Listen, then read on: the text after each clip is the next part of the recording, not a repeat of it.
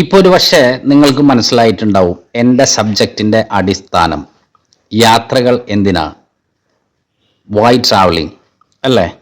അപ്പോൾ ഈ യാത്രകൾ എന്ന് പറയുമ്പോൾ ഒരു പക്ഷേ നിങ്ങൾ വിചാരിക്കും, അല്ലെങ്കിൽ നിങ്ങൾ പറയും എൻ്റെ കയ്യിൽ കാശില്ല യാത്രകൾ ചെയ്യാനായിട്ട്, അല്ലെങ്കിൽ ഇവിടെ പണിയുണ്ട്, അതുണ്ട്, ഒരുപാട് കാര്യങ്ങൾ നിങ്ങൾ പറയും. പക്ഷേ യാത്ര ചെയ്യാൻ നമുക്ക് എന്തിനാണ് ക്യാഷ്? നിങ്ങളോട് ഞാൻ പറയുന്നില്ല നിങ്ങൾ സ്വിറ്റ്സർലൻഡിലോ പാരീസിലോ ജർമ്മനിയിലോ ഇറ്റലിയിലോ റോമോ പോകാൻ ഞാൻ പറയുന്നില്ല. നമ്മുടെ കേരളം, സ്വച്ഛന്ത സുന്ദരമായ പ്രകൃതി രമണീയമായ നമ്മുടെ കേരളത്തിലൂടെ നിങ്ങൾക്ക് യാത്ര ചെയ്തുകൂടെ? 100 കിലോമീറ്റർ പോകണ്ട, 2 കിലോമീറ്റർ പോയാൽ മതി, 5 കിലോമീറ്റർ പോയാൽ മതി. അങ്ങനെ ഗ്രാജ്വലി ഇൻക്രീസ് ചെയ്ത് നമ്മുടെ കേരളത്തെ കണ്ടു കഴിയണമെങ്കിൽ നിങ്ങൾക്കൊരു ആയുസ് വേണം. കേരളം കണ്ടു കഴിഞ്ഞ് നിങ്ങൾക്ക് സമയമുണ്ടെങ്കിൽ നിങ്ങൾ ഇന്ത്യയിലേക്ക് പോക്കോ, അതിനുശേഷം വെളിനാട്ടിലേക്ക് പോയാൽ മതി.